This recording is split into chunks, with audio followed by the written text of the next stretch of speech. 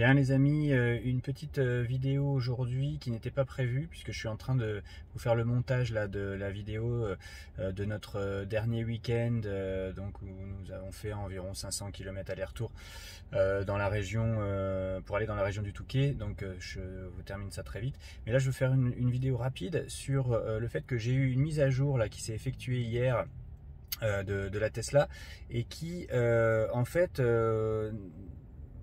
alors déjà c'est la 8.3.5 et je me rends compte finalement qu'elle apporte quasiment rien par rapport à la précédente mise à jour que nous avions eue, sur laquelle d'ailleurs j'avais fait une autre vidéo il y a un mois, pile poil pratiquement, je crois que c'était le 23 mars, vous pourrez la retrouver.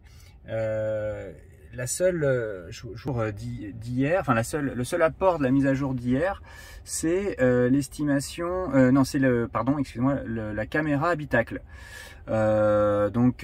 qui effectivement pour améliorer l'intelligence des fonctionnalités dépendantes de la caméra de l'habitacle en partageant l'analyse des données provenant de votre véhicule. Voilà. Bon, c'est un peu une mise à jour bizarre, je trouve, enfin pour rien, ou juste pour ça. Bon, je suis un peu déçu, c'était juste voilà, pour partager un peu cette surprise, parce que j'étais assez tout fou de recevoir une vraie mise à jour avec les nouvelles fonctionnalités, notamment qui viennent un peu enrichir cette barre de menu, avec la possibilité de mettre des applis supplémentaires. Je crois que c'est jusqu'à 5 ou 6 applis dans la barre du bas, et de retrouver en fait des fonctions que certains ont déjà connues dans les précédentes versions. Donc voilà, avoir une interface un petit peu améliorée, mais là c'est pas du tout le cas, et je suis surpris que j'ai eu à faire une mise à jour pour finalement rien d'autre que la caméra habitacle, puisque l'estimation de la durée de la recharge faisait partie de la précédente. Bon, est-ce qu'il y a vraiment eu encore une petite amélioration dans ce domaine-là? J'en sais rien. Le préconditionnement du véhicule qui reste actif 30 minutes après l'ouverture d'une porte, je l'avais déjà eu lors de la précédente mise à jour.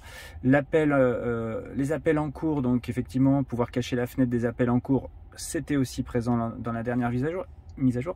Et surtout, la langue tchèque prise en compte, je l'avais aussi, ce qui m'a vraiment changé la vie lors de la précédente mise à jour. Donc voilà, un petit peu déçu. Mais voilà, je voulais juste vous partager ça très rapidement. Je fais pas de montage, ça sera balancé tout de suite comme ça.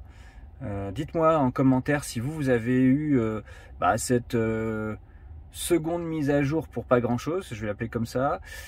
Si vous êtes déjà à la toute dernière version, donc incluant les fonctionnalités dont je vous ai un petit peu parlé, et bien d'autres, notamment Disney+ pour ceux qui sont abonnés. Voilà, laissez-moi vos commentaires là-dessus et dites-moi ce que vous en pensez. Allez, à bientôt sur Famille Électrique.